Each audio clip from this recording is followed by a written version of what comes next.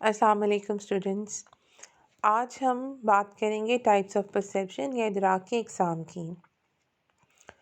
ادراک کی کچھ اقسام: فارم پرسیپشن، شکل و صورت کا ادراک۔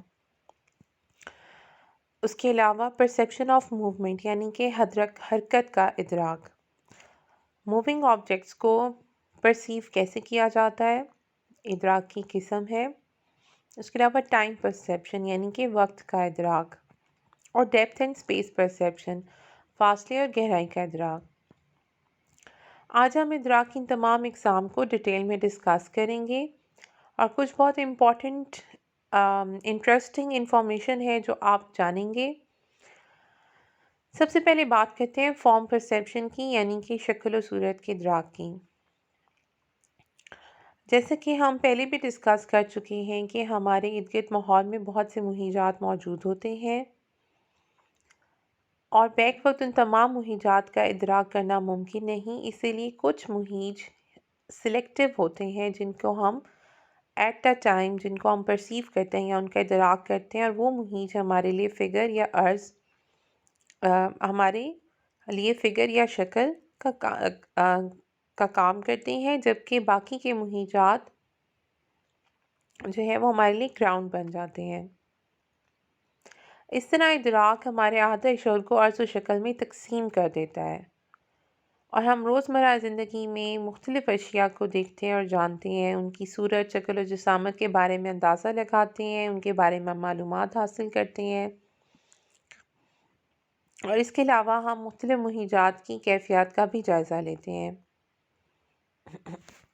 جب ہم اشیاء کو ان کے رنگ، ذائقے، بو اور شکل و صورت کے حوالے سے پہچانتے ہیں، یا ہم مختلف ذہنی کیفیات مثلاً خوشی، غم یا سکون، پریشانی وغیرہ سے گزر رہے ہوتے ہیں، تو ہم ان کا وقوف حاصل کرتے ہیں، اور یہ سب کیفیت کا ادراک کہلاتا ہے۔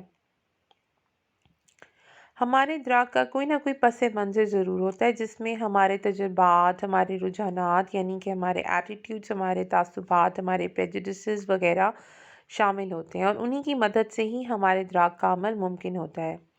یعنی کہ ادراک کا عمل صرف کسی چیز کو دیکھ لینے کی حد تک ہی کافی نہیں ہے، بلکہ ادراک کے عمل میں اس چیز کو معنی دینا، اس کے سیاق و سباق کو سمجھنا، ہمارے گزشتہ یا ماضی کے تجربات کے پیش نظر اس چیز یا اس سٹیمولس یا محیط سے جڑے ہوئے ہماری کیفیات، ہمارے ہیجانات، ہماری انڈرسٹینڈنگز کو بھی شامل ہے، اور یہ ایک مکمل وقوفی عمل ہے، اور یہ ادراک ایک کلی تجربہ ہے، یعنی جس کے مختلف پہلو ہیں، جیسے کہ ہم اپنے ذہن میں مختلف اشیاء کو صورت و شکل کے لحاظ سے منظم کر کے ان کو بامعنی بناتے ہیں، ان کو ایک میننگ دیتے ہیں۔ یعنی کہ ادراک چیزوں کو ان کے متعلق تمام معلومات کو اکٹھا کر کے انہیں ایک نام دینے یا معنی دینے کا نام ہے، یا ایک پروسیس ہے۔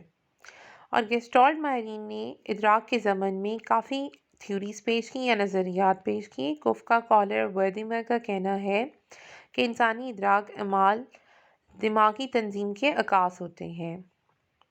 ان کا نظریہ ہے کہ کل اپنے اجزاء کے مجموعے سے قدرے بڑا ہوتا ہے۔ whole is greater than the sum of its parts، یعنی کسی شے کا مکمل ادراک اس کی جزویات کے درجے سے زیادہ مکمل و منظم ہوتا ہے۔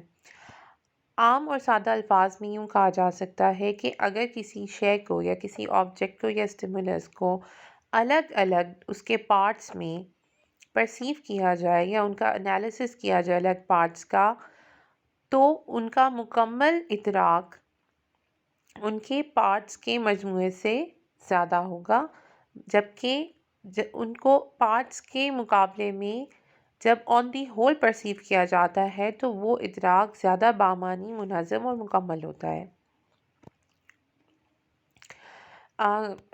Gestalt laws of perceptual organization, جو کہ ہمیں گیسٹالٹ اسکول آف تھاٹ میں کفکا، کالر اور وردیمر نے انٹروڈیوس کرا ہے، ان کو ہم پریویس لیکچر میں ڈسکس کر چکے ہیں۔ اور فارم آف پرسیپشن یا فارم پرسیپشن کے جو مختلف عوامل ہیں، جیسے کہ پرسیپچول کانسٹنسی اور پرسیپچول آرگنائزیشن، جن کی ہم پہلے بات کر چکے ہیں ڈیٹیل میں۔ اب ہم دیکھیں گے پرسیپشن آف موومنٹ یا حرکات کے ادراک کو۔ حرکت کرتی ہوئی شے کا وقوف حاصل کرنا حرکت کا ادراک کہلائے گا۔ محیط کا وقت گزرنے کے ساتھ ساتھ اپنی جگہ تبدیل کرنا حرکت کے زمرے میں آتا ہے۔ ہماری ڈیلی لائف میں یعنی روزمرہ زندگی میں بے شمار ایسی اشیاء ہم اپنے ارد گرد دیکھتے ہیں جو کہ موو کر رہی ہوتی ہیں، جیسے کہ جانور، کارز وغیرہ، افراد جو چلتے پھرتے ہمارے ارد گرد ہمیں نظر آتے ہیں۔ اور جگہ تبدیل کرتے وقت ہی محیط کا وقوف حاصل کرنا ادراک حرکت کا ادراک کہلائے گا۔ Perception of movement involves the visual message from the eye and the kinesthetic message from the muscle.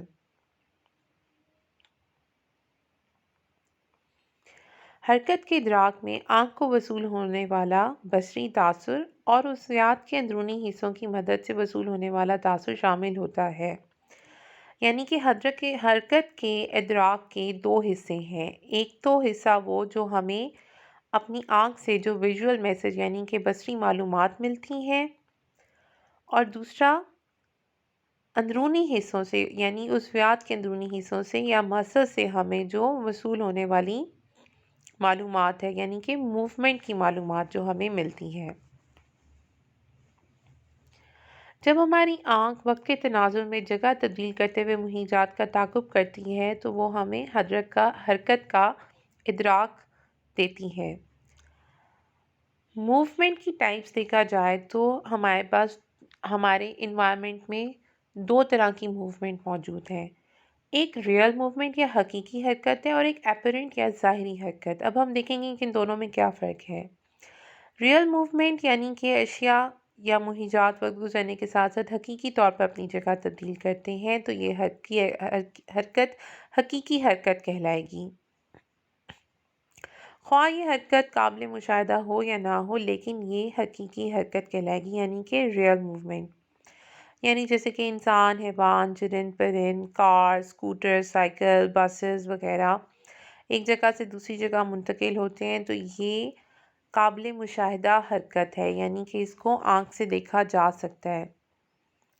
لیکن کچھ موومنٹس ایسی ہوتی ہیں جو کہ آنکھ سے جن کا مشاہدہ نہیں کیا جا سکتا، جیسے کہ گھڑی کے گھنٹے والی سوئی یا بندوق سے فائر کی گئی گولی۔ Because of the speed and size of the Bullet, چونکہ بندوق سے نکلنے والی گولی کا سائز بہت ہی کم اور اسپیڈ بہت ہی زیادہ ہوتی ہے، اس وجہ سے یہ ہماری آنکھ سے قابل مشاہدہ نہیں، لیکن یہ ریئل موومنٹ ہے۔ اب ہم بات کرتے ہیں اپیرنٹ موومنٹ کی، یعنی کہ ظاہری حرکت۔ بعض اوقات محیطات ہمیں اپنی جگہ سے حرکت کرتے ہوئے نظر آتے ہیں، جبکہ حقیقت میں دراصل وہ حرکت نہیں کر رہے ہوتے۔ ایسی بہت سی مثالیں دی جا سکتی ہیں۔ مثلاً آرائشی روشنیاں، یعنی کہ جب ہم بلڈنگز پہ بہت زیادہ لائٹس کو یا کمکموں کو دیکھتے ہیں، وہ ایک خاص ترتیب سے آن آف ہوتی ہیں، یعنی جلائی بجھائی جاتی ہیں، تو ہمیں ایسا لگتا ہے کہ وہ لائٹس اپنی جگہ سے موو کر رہی ہیں، پاسفہ لہر کی صورت میں ایک جگہ سے دوسری جگہ جا رہی ہیں، جبکہ ایسا نہیں ہوتا۔ وہ سب لائٹس اپنی جگہ ہی ساکن ہوتی ہیں، سٹیٹک ہوتی ہیں، وہ صرف اپیرنٹ موومنٹ یا ظاہری طور پہ ہمیں حرکت کرتی ہوئی نظر آتی ہیں۔ یہ ظاہری حرکت کہلائے گی یا اپیرنٹ موومنٹ کہلائے گی۔ فائر فینومینا اینڈ آٹوکائنیٹک ایفیکٹ دو بہترین مثالیں ہیں جو کہ اپیرنٹ موومنٹ کو ثابت کرتی ہیں۔ اور کون سے ایسے امپورٹنٹ عوامل ہیں جو کہ حرکت کے ادراک کو متاثر کر رہے ہوتے ہیں؟ جیسے کہ ابھی گولی کی مثال دی تو وہاں پہ میں نے آپ کو بتایا کہ سائز اور سپیڈ، تو اسی طرح ہم دیکھتے ہیں کہ تین امپورٹنٹ فیکٹرز ہیں۔ ایک تو ہم نے بات کی سپیڈ کی، یعنی کہ کسی بھی حرکت کرتی ہوئی چیز کی رفتار، دوسرا اس کا سائز یعنی کہ اس کا حجم، اور تیسرا فاصلہ یا ڈسٹنس۔ اگر محیط بہت تیز رفتاری سے حرکت کرے گا تو حرکت واضح طور پہ نظر نہیں آئے گی۔ مثلاً پیڈسٹل فین کے چلتے ہوئے پر زیادہ رفتار کے باعث نظر نہیں آتے، یا بندوق کی گولی فائر کی جائے تو تیز رفتار کی وجہ سے نظر نہیں آتی۔ تیز رفتاری کے علاوہ اگر رفتار بہت ہی سست ہو تب بھی حرکت کا ادراک نہیں کیا جا سکتا۔ مثلاً وال کلاک یا گھڑی کے گھنٹے والی سوئی اس کے علاوہ بچوں کا قد بڑھتا ہے یا پودے بڑھتے ہیں تب بھی یہ حرکت قابل مشاہدہ نہیں ہے۔ اس کے علاوہ ایک اور مثال دی جا سکتی ہے ہماری زمین کی موومنٹ، کیونکہ زمین بہت سلو موو کر رہی ہے، اس کی سپیڈ سلو ہے۔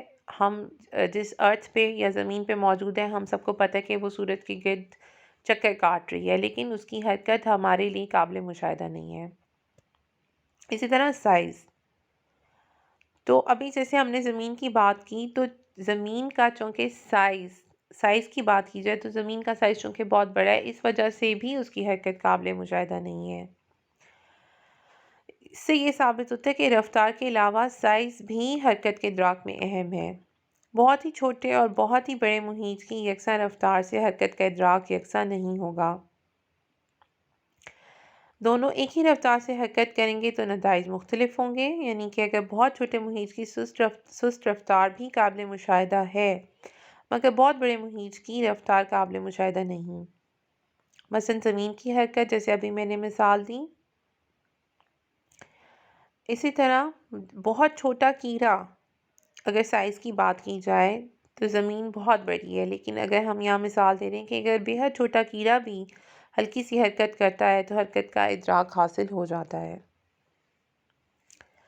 تیسرا امپورٹنٹ فیکٹر جو پرسیپشن آف موومنٹ کو افیکٹ کرتا ہے وہ ہے ڈسٹنس، یعنی کہ فاصلہ۔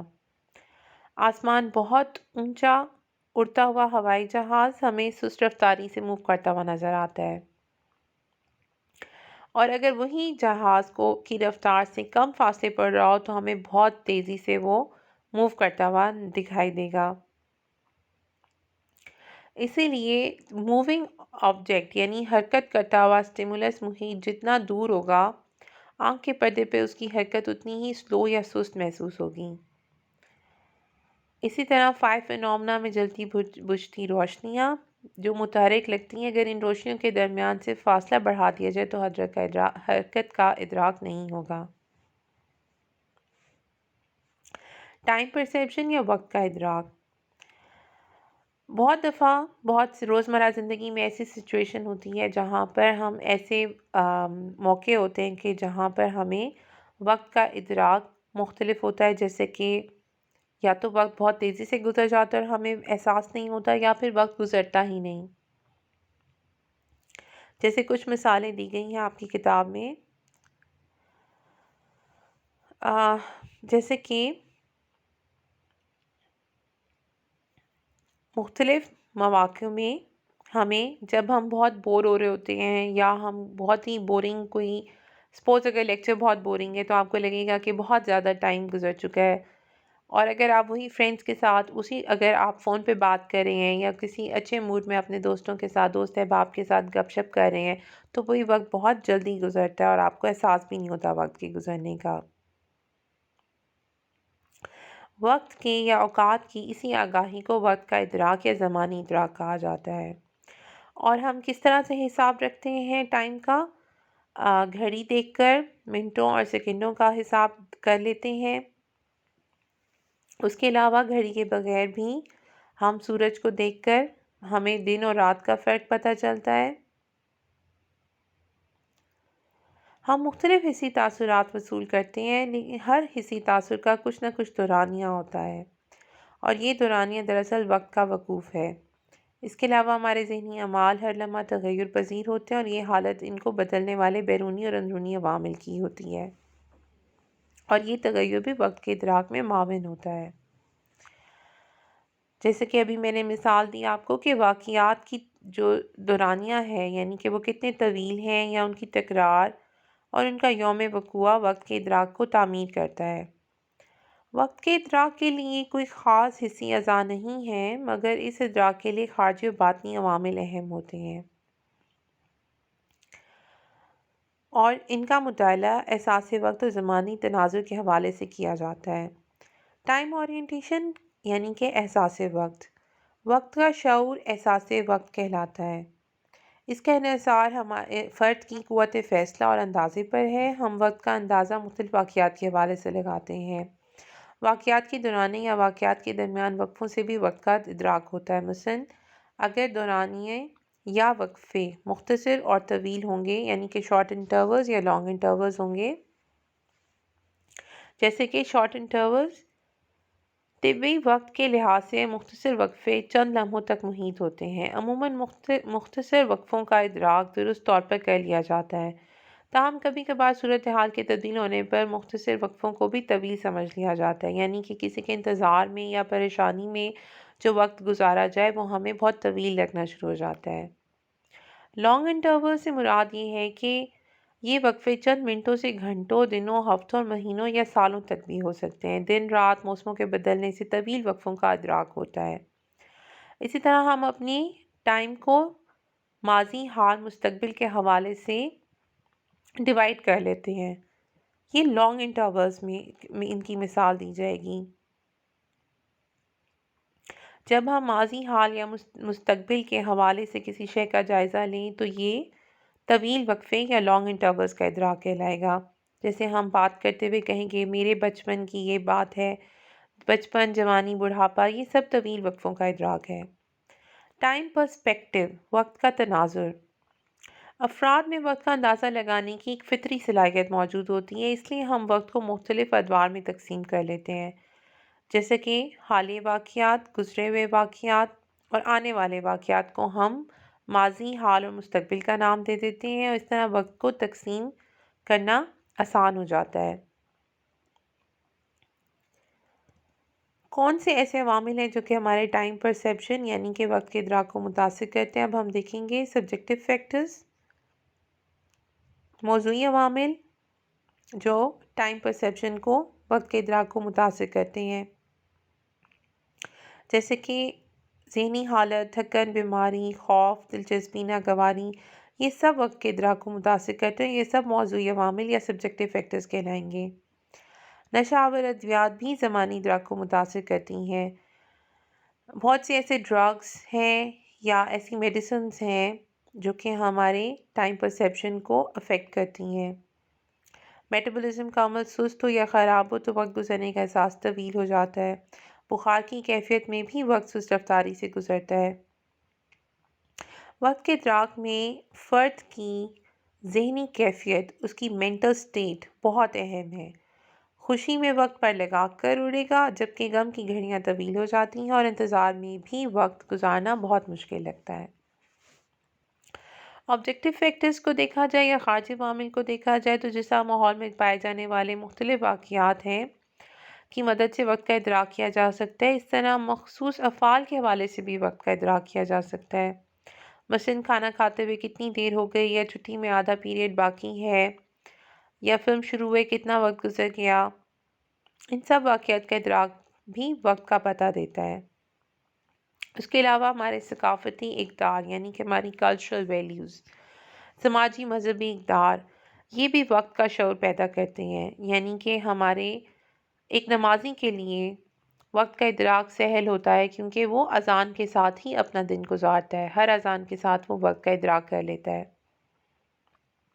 इसके अलावा अगर हम बात करें लाइफ़स्टाइल की, लोगों की, देहातों में और शहरों में भी लोगों का लाइफ़स्टाइल बहुत मुख्तलिफ है। इस वजह से उनके अंदर भी टाइम परसेप्शन का फ़र्क पाया जाता है। शहर में मालूमात ज़िंदगी तेज़ होती हैं, इसलिए मुख्तसर वक्फ़ों का इदराक दुरुस्त हो जाता है, जबकि देहात में से ख़ास अहमियत नहीं दी जाती। इसके अलावा देहात में सूरज की पोजीशन और साए की मदद से भी वक्त का इदराक किया जाता है। अक्सर वहाँ पर सूरज के एंगल को देख के लोग ये पता लगा लेते हैं कि ये नमाज कज़ा होने वाली है या नहीं। इसके अलावा तारों की पोजीशन को देखकर भी रात के पहर के मुतालिक दुरुस्त इदराक कर लेते हैं, स्पेशली गाँव में या देहात में। वक्त का इदराक जानवरों में भी बतदर्जा अदम पाया जाता है, मगर जानवर वक्त का इदराक मुख्तसर वक्फ़ों के हवाले से नहीं बल्कि तवील वक्फ़ों के हवाले से करते हैं, जो कि सुबह शाम या मौसमों के हवाले से होता है। जैसे अगर मतला अबर आलूद हो या साफ़ हो, परिंदों का अलग सुबह अपने घोंसलों से परवाज़ कर जाना और शाम ढले वापस आना, और मुर्गे का सुबह अज़ान देना, ये सब जानवरों में वक्त के इदराक का सबूत है। इसके अलावा मौसमों के हवाले से देखा गया है कि जैसे सर्द मौसम में हिजरत करने वाले परिंदे मौसम की शिद्दत का इंतज़ार किए बगैर अपने मखसूस दिनों में दूसरे इलाकों में नकल मकानी कर जाते हैं और मुकर्ररा वक्त पर मौसम की शिद्दत कम होते वापस आ जाते हैं अपने इलाकों में। और अगर हम अपने पालतू जानवर को एक ख़ास वक्त पर खाना देते रहें तो वो हर रोज़ इस ख़ास वक्त पर खाने के मुंतज़िर होंगे और मुकर्रर वक्त पर खाना ना मिले तो बेचैनी का इज़हार करेंगे। ये सब मिसालें हमें बताती हैं कि टाइम परसेप्शन एनिमल्स या जानवरों में भी मौजूद है। हमारी चौथी type of perception depth and space perception है।